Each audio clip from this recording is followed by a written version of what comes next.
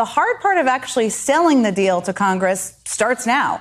We're still waiting to hear the final details and to see the final text. But in the meantime, I want to bring in someone who's been closely advising the president and negotiators while keeping a close eye on the impact of any deal on the economy. Lael Brainard is President Biden's top economic advisor. She's the director of the National Economic Council. And after just a few months on the job, she's already had to deal with the near collapse of several banks in March, and now a debt ceiling fight. So they're keeping you busy over there.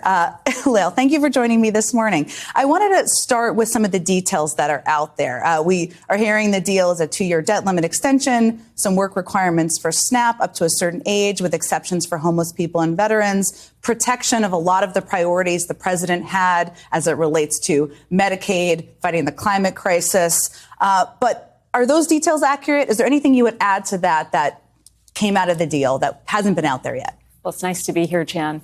So I think just lifting up the most important thing, we have taken the threat of catastrophic default off the table so that the president's strong economic recovery can continue. And don't forget, we've made progress, 12.6 million jobs in the last 2 years, unemployment at a record low for Black Americans and at a 50-year low for most Americans.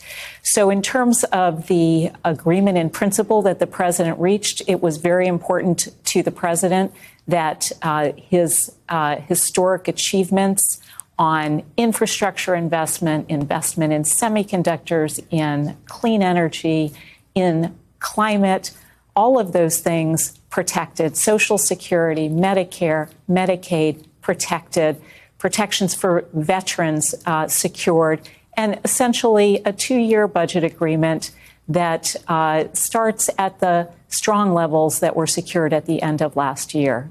Now, you have been advising the negotiating team and the president all through all of this. So just to give people a sense, you probably have not slept in a couple of weeks very much. And I wanted to just ask you about what was the hardest part and what were the last pieces. I mean, this agreement on food benefits and cuts temporary, was that the hardest part or the thing that was the hardest pill to swallow for the White House? So I would say that this negotiation has been very lengthy and detailed. The president asked his negotiators to stand tough on all these priority programs that have been protected.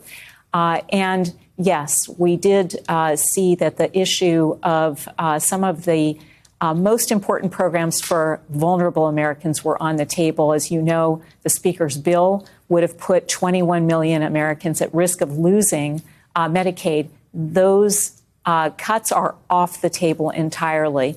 There were discussions on food assistance, very important to the president, that no vulnerable Americans should lose access to food assistance. So while at the end of the day, there is an increase from the age of 49 to 54 and the kinds of work requirements that already exist in food assistance, which was not something that the president wanted to see. On the other hand, his team secured exemptions for the entire population from the 18 to the whole 55 age spectrum for veterans, for people who are housing insecure, for people who have been in the foster care system. So those are new protections that will actually provide greater access to many Americans. So even though you have a deal, which was a Herculean task to get done, now it's about getting it through. The chair of the Progressive Caucus, Pramila Jayapal, said in an interview this morning that you briefed her last night. She was just asked if the White House has to worry about progressive votes on this bill.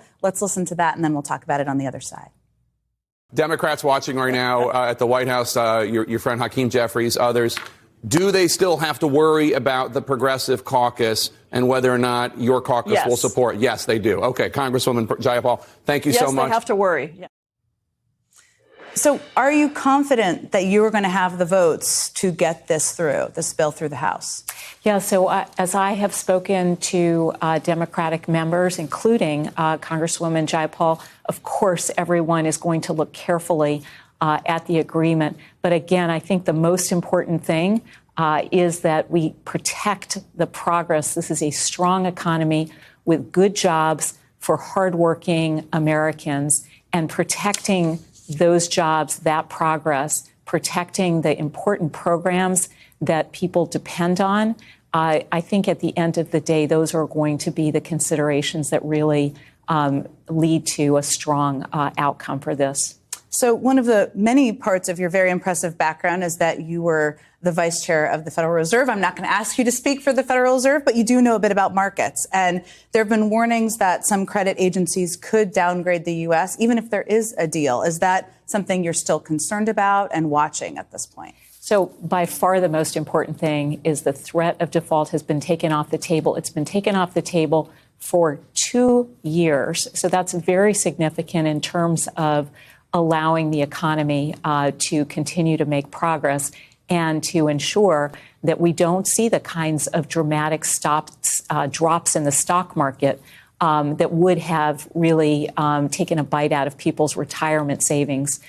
So, no, I think right now this agreement in principle, Congress can move and get this done on time. And that really takes that kind of risk off the table. So there have been some, I will call them silly conspiracy theories out there about the actual date. It was June 1st. It's June 5th. Of course, it's Treasury calculating when they can have enough money to pay their bills. Is June 5th the final date of the end here? So as you know, the Secretary of the Treasury has been updating Congress since January, warning that the date at which the government can no longer pay its obligations may be as soon as early June. And as she got closer to the date, the Secretary has been given additional updates. The most recent, as you noted, says June 5th. And of course, we're getting closer and closer to that date. So the amount of certainty about her projections get stronger and stronger. That's why it's so important for Congress to act to pass this important agreement into law. No doubt another pivotal week for you. NEC Director Lael Brainerd, thank you so much for taking the time after little sleep to join me here this afternoon.